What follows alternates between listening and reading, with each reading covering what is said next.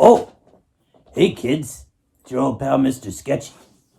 I am coming to you from my new place that I've been renting with all of my coffee can money. There hasn't been a lot, but we're just starting out, so I understand. Hopefully things will pick up. I found this place from a Craigslist ad, but nobody mentioned that I was going to be having a roommate. Now, I don't mind sleeping in a crate. I've done it many times before, believe me. I used to sleep on crates on some special cruises that I got to go on. Anyway, nobody mentioned, and I don't mind dogs. It's just, it's not as spacious as I had anticipated. Right, Bugsy? Oh, Bugsy agrees. This is Bugsy, everybody. Here, Bugsy. I got some treats for you. Anyway, yeah, someone left these dog treats in my coffee can. It's not funny, but they came in useful. Alright, so I'm gonna go get some fresh air and maybe do some sketching, and we'll get back at you in a little bit. Alright, today we're gonna be drawing some spheres. So you're gonna need a pencil.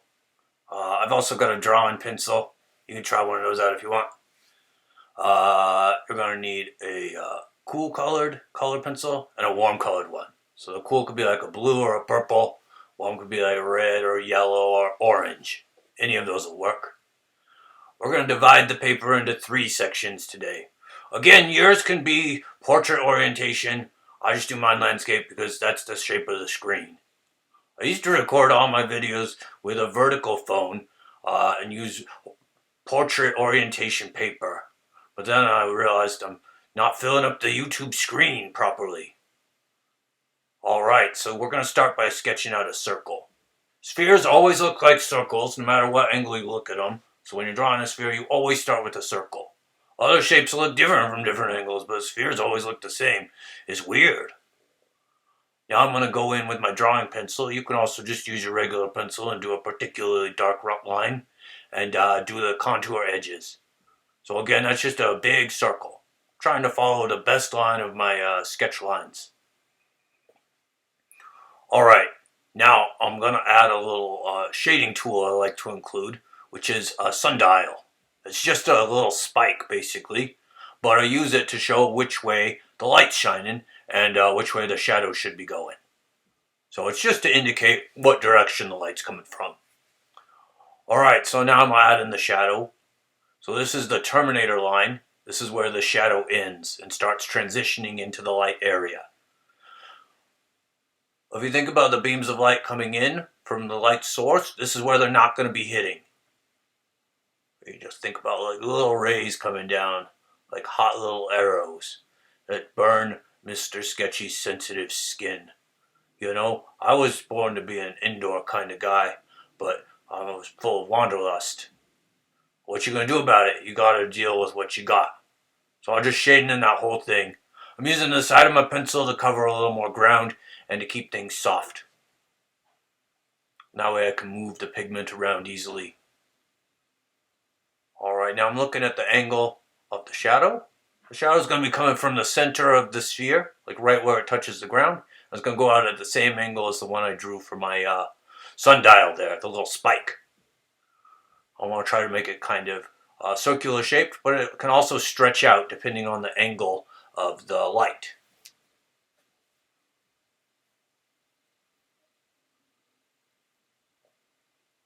I'm just going to shade that in. Oh, it's my roommate. I think she wants me to come back in.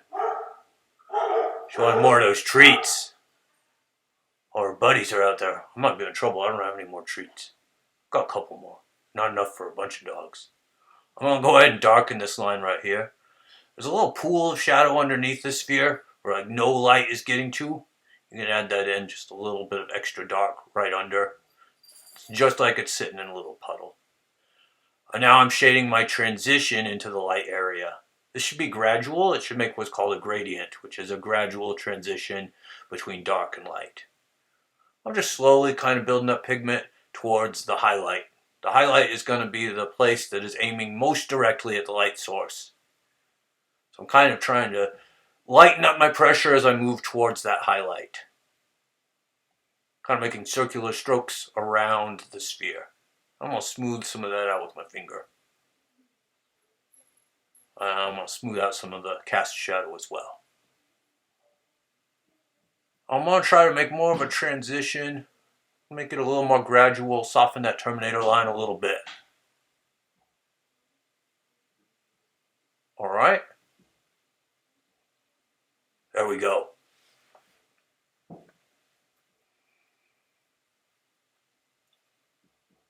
I'm going to smoothen that out, adding a little bit more. If you get too dark, you can also erase, pull some out, whatever you want to do. We'll clean that up a little bit. I work a little messy and then I clean up later. Sometimes it's a little faster. Alright, next we're going to do 2 overlapping spheres in colored pencil. So I'm going to start with one circle again.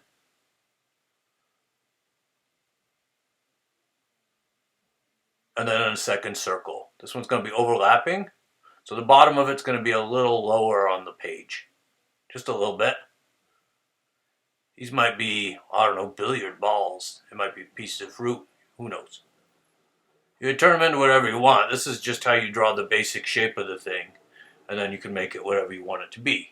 I'm going to draw my little sundial. I'm going to make the light coming this way this time. So it's coming like from right over my right shoulder, basically. Kind of behind me, but at a little bit of an angle. And now we're going to use some colored pencils. So I'm going to use this orange one to do my contour line on the outside.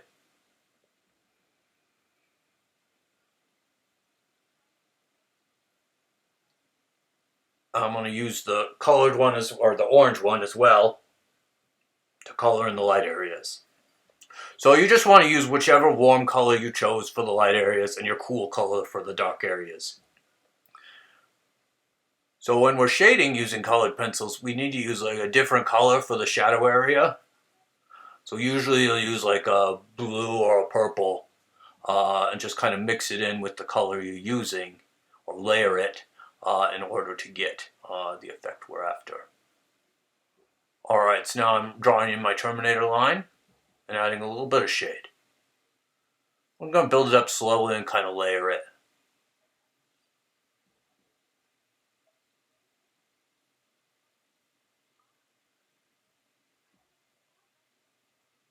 Alright, we're slowly shading that in. Alright, so we're just going to add some tone along the shadow area here.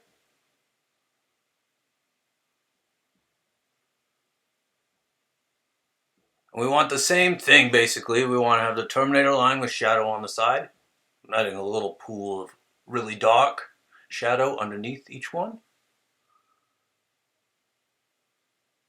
And then we're going to slowly transition into the light side. So I'm going a little darker with this now. And now I'm going to start adding in my warm color. So same idea here. We want to transition this warm color so that we get lighter and lighter as we get to the highlight spot. So different objects are going to deal with light differently. If you have a shiny object, you're going to have a really intense highlight. If you have more of a matte object or a duller object, you're going to have more of a gradual transition.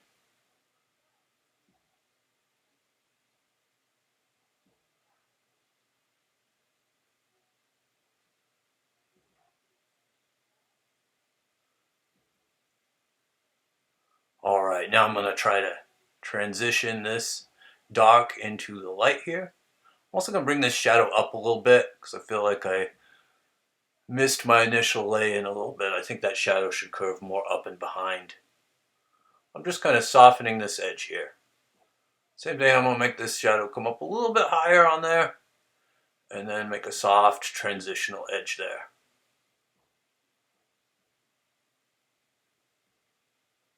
Now I'm going to continue coloring this one in. I'm going to kind of work from my highlight back the other direction, starting off with really soft sort of shading and then getting gradually darker as I get to the shadow area. And you can mix more colors in if you want to. You could have like a little orange to yellow transition, maybe a little red closer to the Terminator line. When we're drawing from observation, we can see these color shifts, but we're just using our imaginations right now so we can keep it simple. But it's something to think about if you're drawing from life or trying to make something specific from life. If you wanted to draw like a piece of fruit, for example, a lot of times there's a lot of color transitions in there.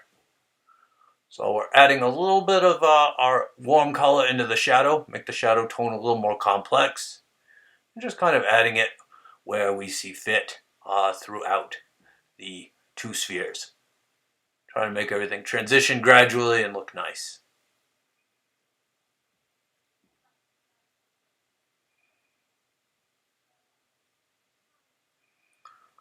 I'm using my edge a little bit to get a little more pigment on there. Kind of a curved hatching pattern. Kind of doing cross contours and hatching at the same time. Just trying to make that transition gradual. Same idea on this one as well.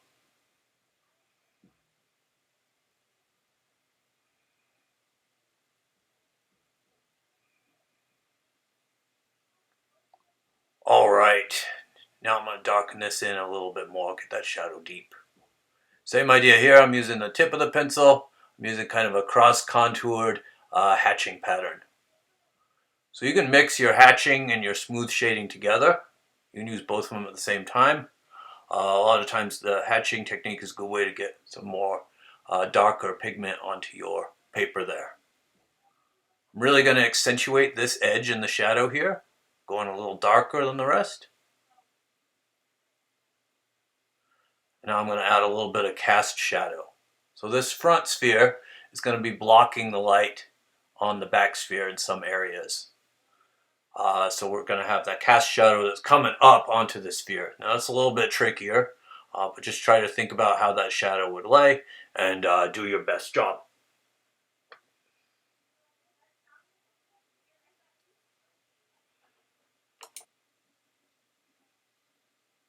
Now we're adding the cast shadow from this back sphere, kind of hitting the ground. So you can see the shadow I drew in for the spike there is kind of long and stretched out. That means there's like a lower light source. So this might be a sunrise or sunset kind of lighting situation. So I'm kind of stretching this out, making it go a little higher than the sphere itself.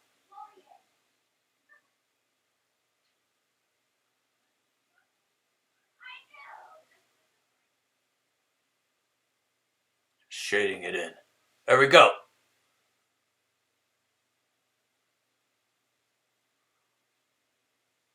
I'm going to darken this a little bit. It's just kind of tweaking and adjusting. I'm going to add a little bit on the ground back here. I'm not sure how accurate all of these shadows are, but that's okay. We're just kind of practicing, imagining, trying to think about it, trying to make them work. I'm going to darken this line a little bit, this back edge, just to pop it and make it clear where that is. And add a little bit of deep shadow here because I think there would be very little light getting in there. Well, that looks pretty good. Alright, so now we're going to move on to the bottom panel here. The bottom panel, we're going to do a number of spheres together with different sort of textures and surfaces. So we're going to sketch out 4 spheres. You can sketch them wherever, they don't have to be in the same positions as mine, but we're going to need 4 of them. Again, we're just drawing a circle as best we can, real lightly, just barely rubbing graphite onto the paper, and then we'll go in and sketch the outer contour more darkly after this. We're going to be applying texture though, so don't get too far ahead of me. Alright, so that's 1, 2, 3, and this is 4.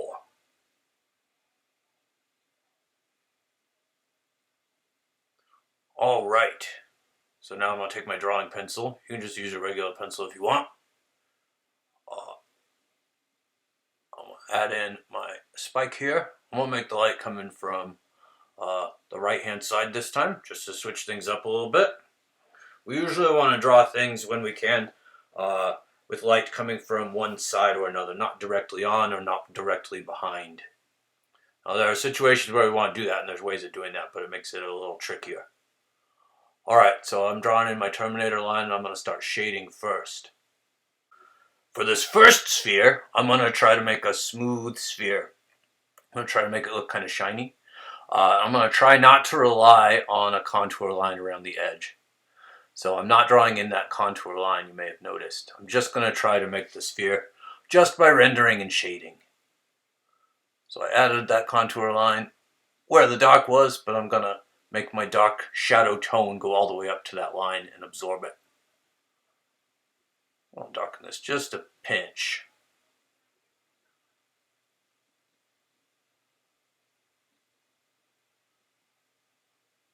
Alright, so there we go.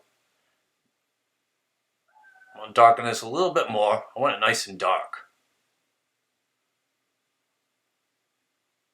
Especially along that back edge. Now I'm going to start making my gradient. So I'm going to do kind of a middle value coming through here. And then I'm going to transition that into a lighter value coming through here.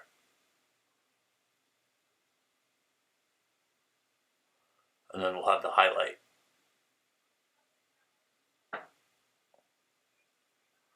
Alright, now we want to try to smooth this out just a little bit. Get my finger in there. You could take your time and really smooth it out. I'm not going to worry too much about that. But you could smooth it out with your finger. You can lightly use an eraser to smooth out the dark areas, and you can get everything super smooth. Also, if you're really careful with your pencil, you can get much smoother shading on there. I'm not going to worry about it too much. I'm just trying to show you the basic idea, so I don't take up too much of your time, but I still hit that sweet, sweet 10-minute mark on YouTube. I don't know what that's for. I think that's when people start paying you $5 in an old coffee can, but I'm not sure. I was just told that it was important.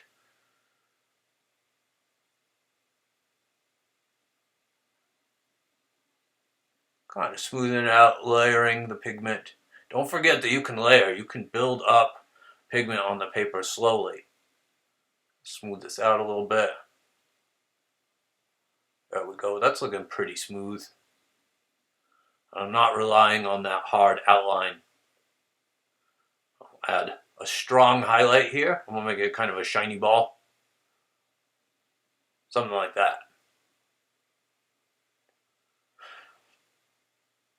Alright, so the next one here, I'm going to make kind of a fuzzy ball.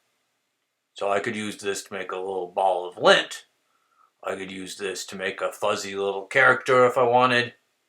If I had to draw a little ball of fuzz for some reason, like one of those pom-poms from the craft store, I don't know. This is what I do. So instead of drawing a contour line around the outside, I'm drawing some little fuzzy protuberances. I'm going to go ahead and shade in the shadow area, marking that Terminator line and then adding the shadow underneath, and then trying to get a smooth gradient. While I'm shading, I can use kind of short, choppy, fuzzy strokes to kind of get a little more of that fuzz texture in there throughout. So that's a good idea. You might want to kind of break it up. Think about making little fuzzy strokes. And we will accentuate that in just a minute here. Kind of smoothing that transition, softening up those strokes, but the fuzziness will still be good. And now I'm kind of using just small, short strokes, reminiscent of that fuzz, to shade in. So it's going to add a little more value, but it's also going to add texture at the same time. And then I'm adding more of those strokes, but I'm softening them up, making them lighter as I move towards the highlight here. I generally want them to be kind of pointing out towards the perimeter of the circle. Alright, there's my little shaded fuzzball. Next I'm going to do some little leafy hooks, some kind of C shapes or like U shapes, or upside down U shapes, or M's. That type of thing. I want to vary them up a little bit. I don't want them all to be the same. And this is to make a kind of a leafy sphere, like you might do if you were drawing a shrubbery or a tree. So you can see we've got that leafy texture on there. We'll go ahead and draw in my Terminator line and add a little bit of shading. Just going to kind of shade this with the side of my pencil to start.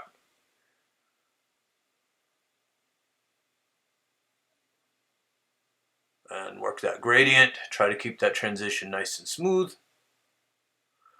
I'm gonna add some more like leafy kind of textured strokes, trying to make little hooky curls and short dashes. I think the hooky curls look a little bit better maybe. Just trying to mimic the texture of this clump of foliage. And lightening them as I get closer and closer to the highlight. Now I'm really going to add in some of these leaf marks again. And this is also the way we paint things when we get into that later. We add this shading and then we add some texture on top. And we'll do a little less of this as it gets closer to the highlight, and we'll also keep it a little bit lighter. So I'll show you real quick. You could also like add a stem, a trunk. Yeah, that's right, a trunk to this. Not the elephant kind. This is like a tree trunk. A little bit of texture on here. And now I've got kind of a little tree or a shrub or something like that. Usually we'll have more than one clump of foliage. It's not going to be really regular and perfectly spherical unless it's in some sort of fancy garden or something. And then the last one here, we're going to put a little texture on it. I'm going to make maybe like a little marble. Alright, so I'm going to sketch out that outer contour line. I'll add that in for this one. It's like a stylistic choice whether you use just shading or contour lines, you know. Kind of depends on what you're doing, really. Go ahead and shade that. Use the side of my pencil again. And I'm going to really shade that in and try to get it dark as I can. That provides nice contrast in the drawing when you set your darkest tones to as dark as you can get the pencil. You know, it really makes it pop. People can see it from farther away. You know, you lure them in, they come over to your stand. You say, I bet I know where you got your shoes. And they say, I bet you can't. And then you say, you got them on your feet. You owe me $5. Put it in this can. That's a little trick for Mr. Sketchy. You make money that way if you ever get in a situation where you need some quick cash. Anywhere there's people, that one works. I always fall for it. A lot of people don't carry cash right now, though, so you should get one of those credit card readers that go on your phone. They're especially important for entrepreneurs like me and you. I mean, like you will be after you finish my course. Alright, I'm going to kind of smooth this out. Not really worrying about the highlight yet. I'm going to pull that out with my eraser after I'm done. Just kind of smooth that out. And there we go. I want to make it kind of smooth and shiny. So I'm going to add that little highlight. That's maybe a marble. You could add like a wood texture if you want to make a ski ball. Like a marble texture. Whatever texture you want. Not like marble. This is like marble like the glass marble. But if you want to make marble like the stone, you could do that too.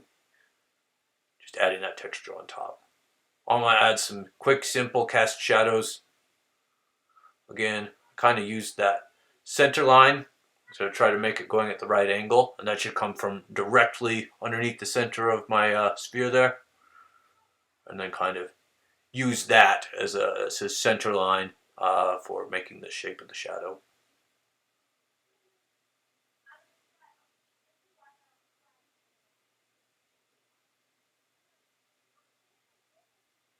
And we'll shade that in.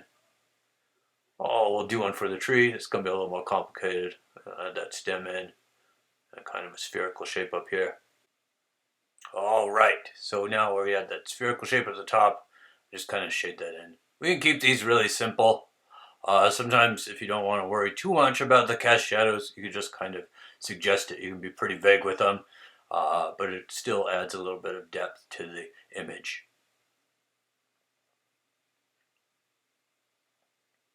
Alright, and this last one here. Same idea, kind of extending out from the center. You have to think about what part of it's going to be on the surface and extend the center line out from there. And shading that in. Got to move my paper up a little bit. And there we go. Alright, so there's how to draw spheres and kind of the different applications you might have drawing them. And hopefully that gives you a little more information and gives you some ideas of things you can try to draw from here. Oh, it's a nice dog. Nice doggy. Good dog. Good Bugsy. You know, this ain't half bad. Hey, wow. What a good video, kids. Did you enjoy that? I know you did. Hey, listen. If you want to show me how much you enjoyed it, you could leave me $5 in the old coffee can out behind the now completely torn down Shoney's. Oh man. I tell you what. It's gonna be hard to find that can, I guess. I might have to collect it and start looking for a new location. Anyway, stay tuned for updates. Also, subscribe to my Twitter. I'll probably be tweeting out the new can location there soon. Anyway, hopefully I will be talking to you from somewhere else next time. Unfortunately, I signed a 1-year lease. I might need to skip town again. Anyway, we'll talk to you later, everybody, and keep it sketchy. Until next time, bye-bye. You can have the rest of those treats. You're a good dog. Yeah.